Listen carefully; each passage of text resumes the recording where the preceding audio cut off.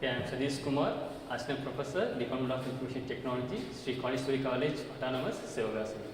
So today I am going to discuss about Introduction to Network. So I am going to initially save this video. Later I share this video to Google Scholar, so you could watch it freely. Okay? So now I am going to save the video.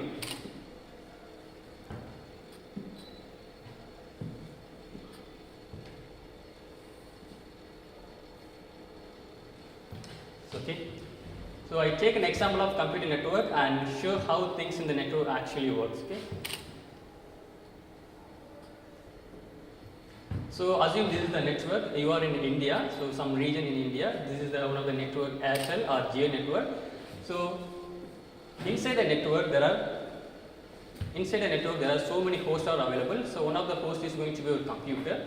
So inside the computer, so currently many processes going to be running. So one process is you open a web browser and type www.google.com. So simply we are going to get web page for Google. So assume Google server is somewhere in US, California. So this is the network which actually Google present. So inside the network, one of the hosts is going to be Google server, so which we want to connect.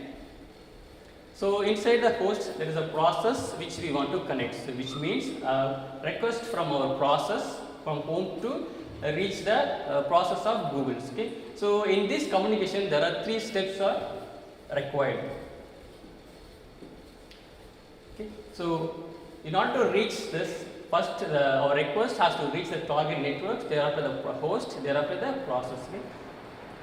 At first our request reach the network, thereafter the host, then process. So this is the steps which involve this communications.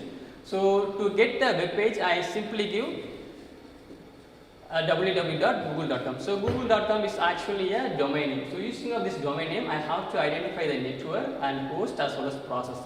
So somehow the domain name is converted to some numbers, so it could be easily identify the rest of the things. Okay. So there is some service which convert the domain name into IP addresses. Okay. Why IP address is? IP address has 2 parts. One is network ID and another is host ID. So using of this network ID, I could reach the target network. Using of this host ID, I could reach the target host. So in order to reach process, I need something called port number. Okay. Since it's a web service which is HTTP, the well-known port number are 80. Okay. So if it is not the well-known port number, then we have to explicitly mention the port number also. So if it is FTP, then it is 21. If it is SMTP, it is 26. So likewise, we have to mention the port number also. Okay. So one thing in the communications, if we know the IP address, we could directly contact the server which we want. But humans are good with remembering the names rather than numbers. So I have to convert the domain name into a number. So that's why your internet service provider, so inside your computer which configure a service called a domain name service. So actually our request from process before reach the Google process, it first reach the DNS. So because of to get the IP address of Google. Okay. So thereafter the communications will be a cakewalk. So the entire process converting from the domain name into IP address is actually a overhead. Okay. So this is called the DNS overhead. So I want to reach Google server, but I don't want to reach the DNS. So even though I have to reach DNS, because of I want to get the IP address of Google. Okay. So this communication is this process is called DNS overhead. Okay.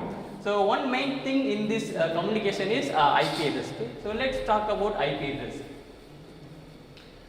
So IP address are 32-bit numbers. So using of this 32-bit number, so that is possible to generate 2 power 32 IP addresses. Okay.